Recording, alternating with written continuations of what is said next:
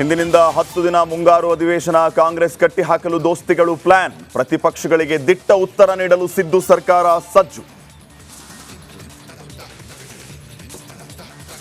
ಇಡಿ ಅಧಿಕಾರಿಗಳ ಕೈಗೆ ಸಿಗದೆ ದದ್ದಲ್ ಚೆಲ್ಲಾಟ. ವಿಚಾರಣೆಗೆ ಬಾರದೆ ಆಪ್ತರ ಕಾರಲ್ಲಿ ಓಡಾಟ. ಇಂದು ಅಧಿವೇಶನಕ್ಕೆ ಹಾಜರಾಗ್ತಾರಾ ಶಾಸಕ?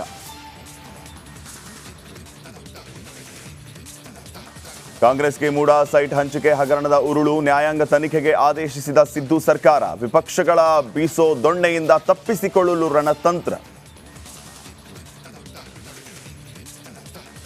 ನಟ ದರ್ಶನ್ ಜೈಲು ಸೇರಿ ಇಂದಿಗೆ 24 ದಿನ. ಪರಪ್ಪನ ಪಂಜರದಲ್ಲಿ ದಾಸ ತುಸು ನಿರಾಳ. ಕುಟುಂಬದ ಭೇಟಿ ಬೆನ್ನಲ್ಲೇ ದಚ್ಚು ಸಮಾಧಾನ.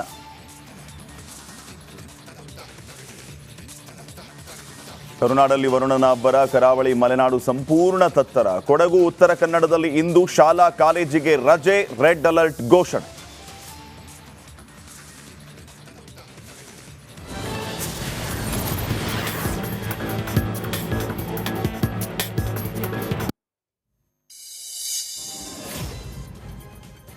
ವಾಲ್ಮೀಕಿ ಹಗರಣದಲ್ಲಿ ಬಂಧನ ಭೀತಿ ಎದುರಿಸ್ತಾ ಇರೋ ನಿಗಮದ ಅಧ್ಯಕ್ಷ ಬಸನಗೌಡ ದದ್ದಲ್ ಜಾರಿ ನಿರ್ದೇಶನಾಲಯದ ನೋಟಿಸ್ಗೂ ಕೇರ್ ಮಾಡ್ತಾ ಇಲ್ಲ.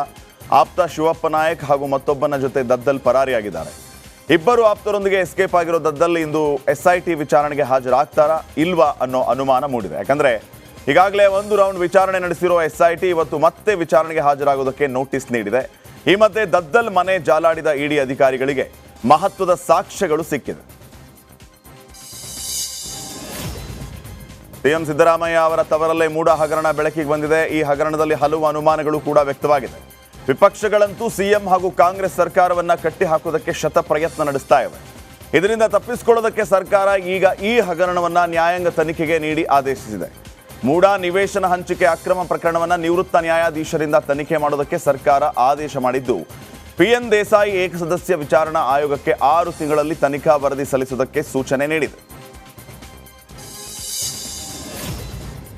ರೇಣುಕಾಸ್ವಾಮಿ ಮರ್ಡರ್ ಕೇಸಲ್ಲಿ ಜೈಲು ಹಕ್ಕಿಯಾಗಿರೋ ದರ್ಶನ್ಗೆ ತಾಯಿ, ಪತ್ನಿ ಮತ್ತು ಪುತ್ರನ ಭೇಟಿ ಬೂಸ್ಟರ್ ಡೋಸ್ ಕೊಟ್ಟಂತೆಯಾಗಿದೆ.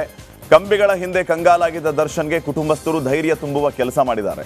ಕಾಟೇರನ ನೋವಿಗೆ ಆತನ ತಾಯಿ ಮತ್ತು ಪತ್ನಿ ಸ್ಪಂದಿಸಿದ್ದಾರೆ. ಹೀಗಾಗಿ ಜೈಲಲ್ಲಿ ದಿನ ಕಳೆದಂತೆ ಜಗ್ಗುದಾದನ ಮನ ಪರಿವರ್ತನೆ ಆಗ್ತಾ ಇದೆ. ಕಾವೇರಿ ನೀರು ನಿಯಂತ್ರಣ ಸಮಿತಿ ಶಿಫಾರಸ್ಸಿನ ಕುರಿತು ಮುಖ್ಯಮಂತ್ರಿ ಸಿದ್ದರಾಮಯ್ಯ ನೇತೃತ್ವದಲ್ಲಿ ನಿನ್ನೆ ಸರ್ವಪಕ್ಷಗಳ ಸಭೆ ನಡೆಸಲಾಯಿತು. ರಾಜ್ಯದಲ್ಲಿ ಮಳೆ ಸರಿಯಾಗಿ ಆಗ್ತಾ ಇಲ್ಲ. ಈ ಹಂತದಲ್ಲಿ ತಮಿಳುನಾಡಿಗೆ ನಿತ್ಯ 1 TMC ನೀರು ಹರಿಸೋದಕ್ಕೆ ಸಾಧ್ಯ ಇಲ್ಲ. ಇದರ ಬದಲಿಗೆ 8,000 ಕ್ಯೂಸೆಕ್ ನೀರು ಹರಿಸಲಾಗುವುದು ಅಂತ ಮುಖ್ಯಮಂತ್ರಿ ಸಿದ್ದರಾಮಯ್ಯ ಹೇಳಿದ್ದಾರೆ.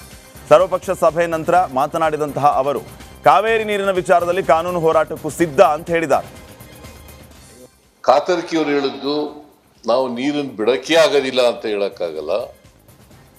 ಯಾಕಂತಂದ್ರೆ ನಾವು ಅಪೀಲ್ ಆಗ್ತಾ ಇರೋದ್ರಿಂದ ಕೋರ್ಟ್ನವರು ನೀವು ನೀರೇ ಬಿಡಲ್ಲ, ರೆಗ್ಯುಲೇಟರಿ ಕಮಿಟಿಯವರ ಆರ್ಡರ್ಸ್ನೇ ಗೌರವಿಸೋಲ್ಲ ಅಂತ ಅಭಿಪ್ರಾಯ ಬರಬಾರ್ದು ಅನ್ನೋ ಕಾರಣಕ್ಕೋಸ್ಕರ ನಾವು 1 TMC ನೀರು ಬಿಡೋಕ್ಕಾಗದೇ ಇದ್ರು ಕೂಡ 8,000 ಕ್ಯೂಸೆಕ್ಸ್ ನೀರನ್ನು ಬಿಡಬೇಕು.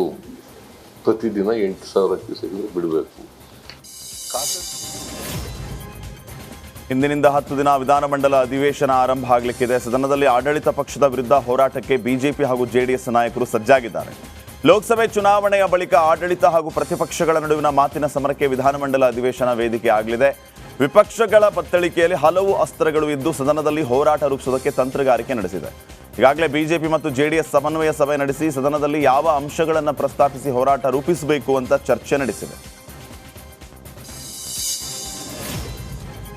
ಉತ್ತರ ಕನ್ನಡದಲ್ಲಿ ಮಳೆ ಹೆಚ್ಚಾಗುವ ಕಾರಣದಿಂದ ಇವತ್ತು ಶಾಲಾ ಕಾಲೇಜುಗಳಿಗೆ ರಜೆಯನ್ನ ಘೋಷಣೆ ಮಾಡಲಾಗಿದೆ. ದಾಂಡೇಲಿ, ಭಟ್ಕಳ, ಹೊನ್ನಾವರ, ಕುಮಟಾ, ಅಂಕೋಲಾ, ಕಾರವಾರ, ಶಿರಸಿ, ಸಿದ್ದಾಪುರ, ಯಲ್ಲಾಪುರ ಹಾಗೂ ಜೊಯ್ಡಾ ತಾಲೂಕಿನ ಎಲ್ಲಾ ಶಾಲೆಗಳು ಹಾಗೂ ಪದವಿ ಪೂರ್ವ ಕಾಲೇಜುಗಳಿಗೆ ರಜೆ ಅಂತ ಜಿಲ್ಲಾಧಿಕಾರಿ ಲಕ್ಷ್ಮೀಪ್ರಿಯಾ ಆದೇಶವನ್ನು ನೀಡಿದ್ದಾರೆ.